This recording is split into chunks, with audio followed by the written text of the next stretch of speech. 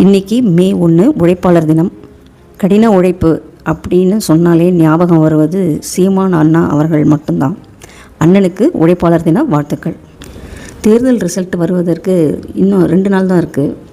எல்லோரும் தொலைக்காட்சியிலையும் சரி யூடியூப்லேயும் சரி எல்லாருமே எக்ஸிட் போல் பற்றி தான் பேசிகிட்டு இருக்காங்க. ஜோதிடர்களும் யாருக்கு எவ்வளோ சீட்டு கிடைக்கும்ன்ட்டு கணிச்சு சொல்லிகிட்ருக்காங்க. ஒவ்வொருத்தர் ஒவ்வொரு மாதிரி சொல்லிகிட்ருக்காங்க. இப்போ நான் என்னுடைய சர்க்கிளில் நான் விசாரித்த எக்ஸிட் போலை பற்றி உங்ககிட்ட பகிர்ந்துக்கலான்ட்டு நான் நினைக்கிறேன். நான் யார்கிட்டலாம் விசாரித்தேன், என்னை சுற்றி இருக்கிறவங்க என்னுடைய ரிலேட்டிவ்ஸ் கிட்டலாம் கேட்டதெல்லாம் உங்ககிட்ட நான் பகிர்ந்துக்கணும்னு நினைக்கிறேன், விரும்புகிறேன். தேர்தல் முடிஞ்ச உடனே எங்கள் வீட்டில் வேலை செய்கிற பணிப்பெண்கிட்ட நான் கேட்டேன், யாருக்குமா போட்டிங்க அப்படின்னு சொன்ன உடனே அவங்க சொன்னது விஜய் அவர்களுக்கு தான், விசில் சின்னத்துக்கு தான் போட்டேன். எங்கள் கிராமத்தில் எல்லாருமே விசில் சின்னத்துக்கு தான் போட்டாங்கன்னு அவங்க ஒரு பெரிய பகீர் குண்டை தூக்கி போட்டாங்க எனக்கு. அப்புறம் நான் என்னுடைய அப்பா கிட்டே கேட்டேன், அவர் எப்பவும் போல் டிஎம்கேக்கு போட்டுட்டார். என்னோடய சகோதரி அவங்க குடும்பத்து உறுப்பினர்கள்கிட்ட கேட்டேன், அவங்க எல்லாருமே சுயேட்சை சின்னத்துக்கு போட்டிருக்காங்க. அதாவது அந்த தொகுதியில் இருக்கிற சுயேட்சை வேட்பாளருக்கு போட்டிருக்காங்க. என்னோடய சகோதரி குடும்பத்தில் 4 பேர். அப்போது நீங்கள் நினச்சிக்கோங்க, 4 பேர் சுயேட்சை வேட்பாளருக்கு போட்டாச்சு.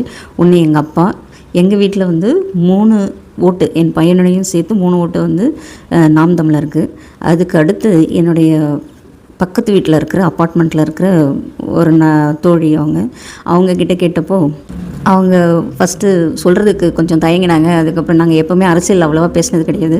ஃபஸ்ட்டு தயங்கினாங்க. அதுக்கப்புறம் சொன்னாங்க, அவங்க எங்கள் ஏரியாவில் காங்கிரஸ் அதுக்கு போட்டிருக்காங்க, அவங்க வீட்டுக்கார் நோட்டாவுக்கு போட்டிருக்காரு.